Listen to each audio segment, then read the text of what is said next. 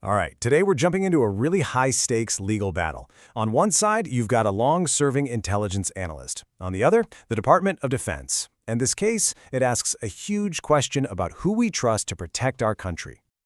I mean, what are we really talking about here? This whole thing boils down to one central conflict. What happens when the tools we use to keep the nation safe clash with the rights of the very people doing the protecting? So let me set the scene for you. We have John Mortar, an intelligence analyst with 14 years of what's described as exemplary service. And then, bam, he's suddenly reassigned from his post. The official reason? He couldn't pass a routine polygraph test. The government calls it a security issue, plain and simple. But Mortar says, hold on. The real reason I couldn't pass is my diagnosed PTSD and anxiety. And reassigning me for that isn't just unfair, it's illegal discrimination. Okay, so here's how we're going to break this down. First, we'll look at the human story at the core of this dispute. Then, we'll dive into the legal fight over what a job duty actually is. After that, we'll get into the claim that the government's own rules were ignored. And then we'll look at how the official story kept changing. And finally, we'll zoom out and see why this one case could have massive implications for so many people. All right, let's get into it. Before we get lost in all the legal jargon, let's just focus on the human story behind this test of trust. So the legal petition lays it all out pretty clearly. You've got John Mortar, the analyst, up against the Department of Defense. He was moved from a really sensitive job at Special Operations Command, all because he couldn't get through a polygraph. But here's the kicker. He argues that his diagnosed PTSD, which is a recognized disability, made it medically impossible for him to pass. He says that by reassigning him, the DoD broke the law, and now he's asking a major federal court to give his case a second look. This brings us to the first huge legal argument in the petition, and it all hinges on a question that sounds simple but is actually incredibly complex. What is the actual job? Is it the work you do every day, or is it the test you have to pass just to get in the door? And when you put it side by side like this, the conflict just jumps out at you. On one hand, you have Mortar's official job description. It's all about duties like analysis and intelligence work. You know what's not on that list?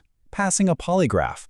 But on the other hand, the agency's entire reason for reassigning him was his failure to pass that very test. The petition basically says the agency is mixing up a screening tool with an actual duty of the job. So you might be asking, okay, why does this distinction matter so much? Well, it all comes down to this super important legal term, essential function.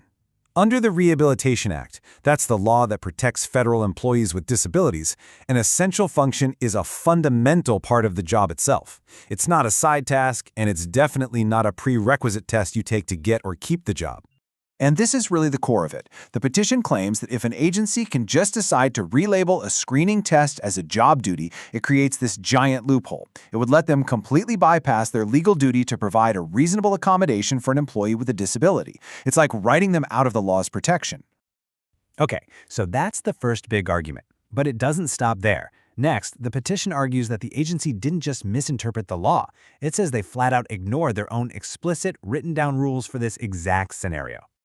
The petition points to what feels like a real smoking gun, found right in the Department of Defense's own instructions. It says, and I'm quoting here, that an unfavorable administrative action, like a reassignment, can't be based solely on an unresolved polygraph. And yet, the petition argues that's exactly what happened here. And get this, the petition also points out that the same DoD instruction says polygraph exams shall, not may, but shall, be deferred if someone is medically unfit. And the record here, as cited in the petition, was just packed with evidence. Multiple PTSD and anxiety diagnoses from his own doctors, a confirmation from the agency's own psychologist, and even a note saying he was unlikely to ever be a suitable candidate for the exam because of his condition. So, all of this leads to the third major pillar of the argument, the claim that the agency's real reason for the reassignment was discrimination, and that the proof lies in how its own story kept changing. In the legal world, there's a word for this. It's called pretext. So check this timeline out. According to the petition, the justification for Mortar's removal was a moving target. First, it was just about the polygraph results. Simple enough. But then, the reason apparently morphed into this really strange allegation of subversion just because he had researched how polygraphs work. Finally, the story changed again to something much vaguer, that leadership had simply lost confidence in him. Now, this isn't just a case of sloppy communication. In discrimination law, this is a massive red flag. There's a major legal precedent, a case called Brady, that basically says when an employer keeps giving different and contradictory reasons for their actions, it can be seen as powerful evidence that they're trying to cover up the real and potentially discriminatory reason. So you might be thinking, why are we focusing so much on this one analyst's career? Well, because the petition argues that the legal principles being fought over here have massive implications that go way, way beyond this one case. So just how common is this problem? The petition cites data that suggests somewhere between 15 and 22%, let that sink in, of all counterintelligence polygraphs come back unresolved. This isn't some rare one-off event.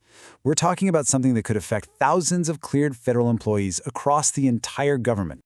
The petition is basically saying this isn't just a simple disagreement over the facts. It argues the lower court's decision directly conflicts with a whole bunch of established law, binding legal precedents on everything from how you define a job's essential functions, to an agency's duty to accommodate, to what counts as evidence of pretext.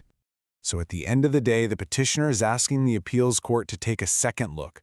He's not just fighting for his job back. His argument is that the court needs to step in and create clear, consistent rules that can line up the critical demands of national security with the fundamental disability rights of the very people we asked to protect us. And that leaves us right back where we started, with the central dilemma this case presents, not just for the courts, but for all of us. How exactly do you balance the absolutely vital demands of national security with the fundamental rights of the people who dedicate their entire lives to that mission? It's a question with no easy answers.